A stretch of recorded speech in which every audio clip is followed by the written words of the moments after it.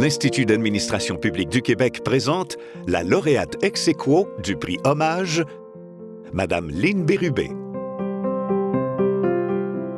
Le secrétaire général me demande, qui était ma responsabilité, qui tu vois comme sous-ministre du ministère de la Famille? Il dit, c'est une réforme importante, ça va être un dossier qui va être sous haute surveillance. J'ai dit, moi, je vois Lynn Bérubé. Ben, il dit, Madeleine, elle est jeune. Ben, j'ai dit, ben, tant mieux, elle va pouvoir rester plus longtemps. Lynn, c'est une femme d'exception.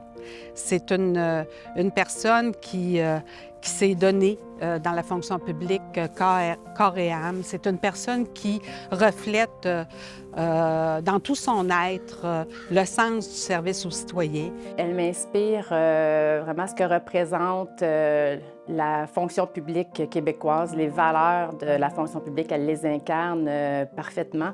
En fait, elle est une personne intègre, une personne respectueuse, toujours au service de l'État, d'être en mesure d'améliorer les services à la population. Donc, pour moi, c'est une personne là, qui a vraiment contribué là, grandement là, à l'avancement des dossiers, particulièrement des dossiers de la politique familiale du Québec.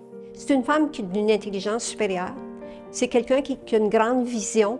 C'est quelqu'un aussi, ce qui fait sa grande force et qui est capable de rallier des gens, c'est quelqu'un qui a une grande humilité. Pour moi, c'est important de rendre hommage à Lynn parce que c'est un modèle qui est inspirant pour la jeune génération, pour les gens qui souhaitent devenir fonctionnaires, mais pour celles et ceux aussi qui veulent monter dans la fonction publique. Elle a vraiment été au cœur du développement des services de garde éducatifs à l'enfance au Québec. Elle a aussi, elle a vraiment à cœur le développement des jeunes enfants. Elle a mis en place une fondation qui permet de soutenir et de favoriser la lutte à la pauvreté pour les jeunes enfants. Donc vraiment, elle a fait beaucoup de gestes importants pour le Québec. Lynn, elle incarne vraiment toutes les valeurs et toutes les compétences qu'on attend d'une gestionnaire d'État. C'est une dirigeante née.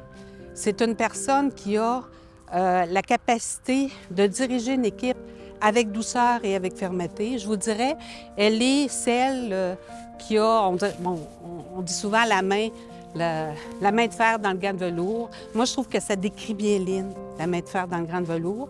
Et des fois, chez Lynn, c'est pas un défaut, mais chez Lynn, on peut rencontrer un peu plus le fer que le gant de velours.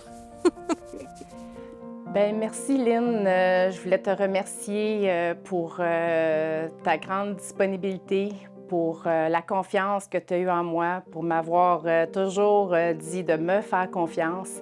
Aussi, tu as été une grande source d'inspiration et encore aujourd'hui, dans les dossiers que je mène, j'ai souvent une pensée pour toi en me demandant comment tu prendrais ça, comment tu ferais passer le dossier là, auprès des partenaires ou auprès d'un collègue ou peu importe, j'ai souvent des réflexes en passant à toi. Donc, vraiment, un grand merci pour tout.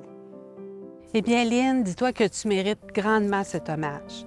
Tu es, à mes yeux, dans mon cœur, une femme d'exception.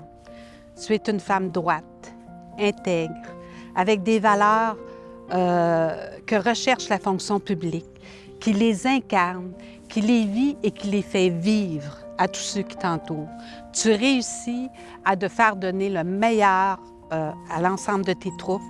Tu as une empathie, tu as de l'écoute, tu es une dirigeante née, tu es un modèle pour ceux qui nous suivent. Merci Lynn d'avoir œuvré dans la fonction publique. Merci pour nous, merci pour les collègues qui t'ont eu. Merci aussi pour les citoyens, pour qui tu as rendu leur vie meilleure.